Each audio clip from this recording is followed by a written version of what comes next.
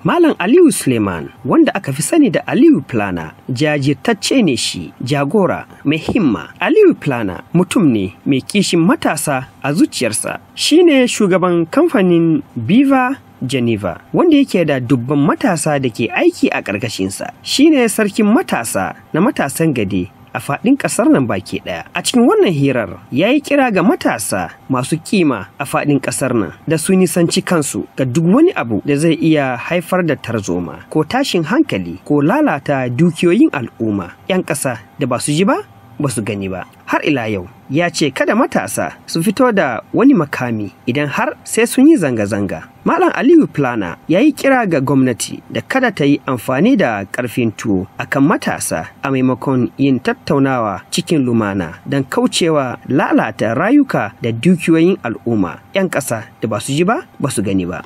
Aliyu Suleiman daga Gadabuke, Toto Local Government, Nasarawa State. So akwai ababe da kullum muke yawan gaya ma yaranmu, shi ne kamar haka. Abu irin wannan da zai zo da zanga-zanga. So na yi ƙoƙari na je na samu matasa na mun zauna da su mun ɗan shawarwari da dama a matsayina na sarkin matasa na Gade Kingdom na Najeriya gaba ɗaya. Na ba su shawarwari da cewa duk abin da zai faru game da harkan zanga-zanga a Najeriya sai mun ji daga wurin manyanmu.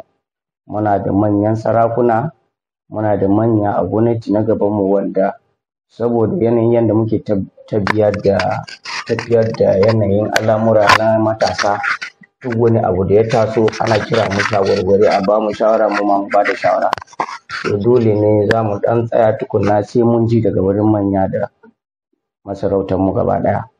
So yau da yamma za mu je mu samu manya mu ji menene matsaya akan wannan zanga-zangan da ake ciki.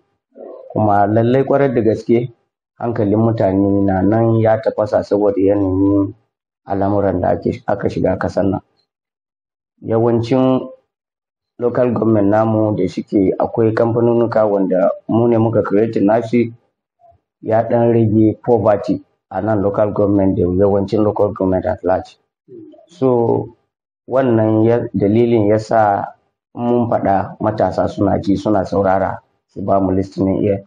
So ina tabbatar da cewa a wannan karon ma matasa za su ba mu haɗin kai da goyon baya saboda duk wani abun da zai taso mu bi shi daidai da inda manyanmu suna so a yi da kuma inda masarautarmu ya ce a yi.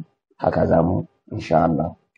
Matasa suna so su yi zanga-zanga don in ka duba kamar a nan local government da muke da su a Nasarawa, yawancin local government sai ka sami kashi 75 na graduate sai ka ga ba su da aikin yi. Duk da cewa mu kamfani masu kamfani muna kokarin ba da ayyuka, amma duk da haka za ka tayar 75% ba su da aiki. Ka je ka yi digiri ka dawo gida ka zo na babu aiki, ta ina za ka fara? Ya zama damuwa.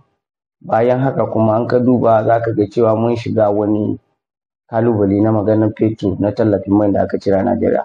Yanzu ta dalilin haka wurin ɗaukan shigan mota daga nan zuwa nan na gudanar da ayyukan yau da kullum ya shiga matsala, inda za ka tafiya naira 100 yanzu sai ka tafi 1,500. So wannan kawai ya ishe mutum ya shiga cikin matsaloli da dama. Kuma yanzu in ka duba wutan nepa wanda yawancin yaran mu suna wayansu masu nika ne, wayansu masu babin salon ne, wayansu masu walda ne, ba a samun wuta. To sai sana'a gaba ɗaya tana ta kowa kasa gaba ɗaya. To abin da ya fusanta matasa kenan. Kaga da za a ce ka je ka shiga kana sace-sace ko kana tare hanya ko kana wani abu, wanda a ce ka tashi ka yi zanga-zanga ka nuna ma kasa kana da damuwa. Tunda gwamnati ta ba mu a tsarin kundin tsarinta da cewa ɗan kasa yana da dama ya yi zanga-zanga a cikin lumana saboda gwamnati ta ji yaren da yake faɗa ta kuma kawo matsaya ga abin da yake bukata. Batun tsadan abinci in ka duba yanayin da ababe ke tafiya yanzu nan, za ka ga kamar yanzu especially kamar local government zuwa su education area wanda suke aiki a nan karkashin su ticoci da sauransu. Za ka ga cewa yawancin malamai da su masu aiki a local government in ka bincike mutum za ka ga salarin shi bai fi naira 20,000, 25 zuwa 30 zuwa in yayi tsanani 40. Ga kayan abinci kamar shinkafa yanzu kusan 2,200 zuwa sama. So kaga mutum ne wanda yake aikin gwamnati an bashi 20,000 a wata gaba ɗaya. Illa yana tare da yara, yana da family, yana da mata, yana da iyaye, yana da sauransu, kanne da sauransu. Kaga 20,000 zuwa 30 ba abu ne wanda zai tallafa mishi ba gaba ɗaya.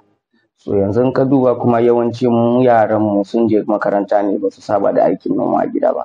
Kaga ya sa dole yawanci sun zo suna ta koyon yadda za su iya su ga cewa su ma sun koyi iyayen noman a dole saboda su samu abin da za su ci saboda tsadar rayuwa da ake ciki. Abin da nake kira ga matasa shine har yanzu inda matasa sun tafasa suna so a ce sun fara fitowa zanga-zanga wurin tare hanyoyi da nuna ma gwamnati fushin sun fusata akan yanayin tsadar rayuwa na yanzu nan.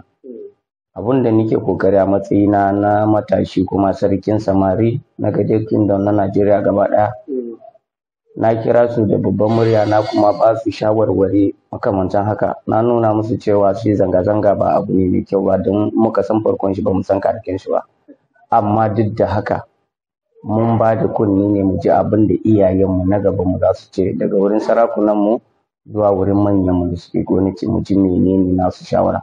Saboda mu business owners ne kamar ni, ina da kamfanonuka wanda suke karkashina da wanda ni kuma nake operating da kaina. So dole ne in ka duba kusan 75% na masu aiki a kamfani zaka ga matasa ne. So haka din ne ya bani daman jagorantar da jama'a gaba ɗaya da matasa gaba ɗaya duk abin da na faɗa yawanci ana amfani da shi. Abin da kiran da muke da gwamnati shine gwamnati ta duba tallafin man da aka cire a Najeriya yana ɗaya daga cikin abin da ya kawo tsadar rayuwa.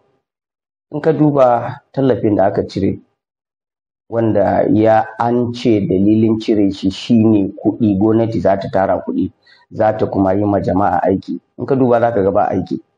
An cire tallafi babu kuɗi, to gwanda ma a dawo mana da tallafi. Mu kasance mai in ya samu sauki yau za ka ga komi da komi ma zai sauka. Transportation je nan a ɗauki kayan abinci, a ɗauki kayan gona, a ɗauki katafila, wannan duka process ne na mai. Mai yana ɗaya daga cikin abin da ya kawo tsadar rayuwa gaba ɗaya. So abin da nake kira da gwamnati su duba wannan hali da muke a ciki su kawo mana sauki ta hanyar dawo da tallafi na mai fetur gaba ɗaya. Dole tsadar mai ya shafe mu saboda muna nan da su katafilai wanda muke ba su mai, wanda in ka duba a can baya tsadan da muke sayan mai kwata-kwata bai fi 120 ba ka cika mata katafila tanki. Yanzu kuwa sai ka je kusan 400 da wani abu a kasa kafin ka iya cika maka katafila tanki. To kaga shi yasa in ka duba ƙananan kamfani masu ƙananan ƙarfi yawanci sun kulle kamfanin kansu saboda yanayin tsadan mai da kuma yanayin tsadan rayuwa na yau da kullum. Ta inda abin zai shafe ni shine haka. In ka duba yawancin matasan a nan wuraren kamar yadda na faɗa muka cewa yawanci zaka ga mutum na ci 20,000, 10,000, 15,000 da sauransu. Sai ka ga yawanci matsaloli yayi yawa a ƙasa. So mu kuma ba ma jure mu tsaya mu zuba ma mutane cikin wuya ido muna kallon su, ba ma iya. Muna kokarin iya gwargwadon kokarin mu tallafa mu taimaka ma jama'a iya gwargwadon inda zamu iya. So kagan aka samu wannan tallafin kusan naira 70,000 in Allah ya yarda zai taimaka domin mu ma kanmu za mu samu sauki wurin bukatun jama'a. In Allah ya yarda mu za mu yi kokarin biya wannan kuma za mu biya ma fiye da haka.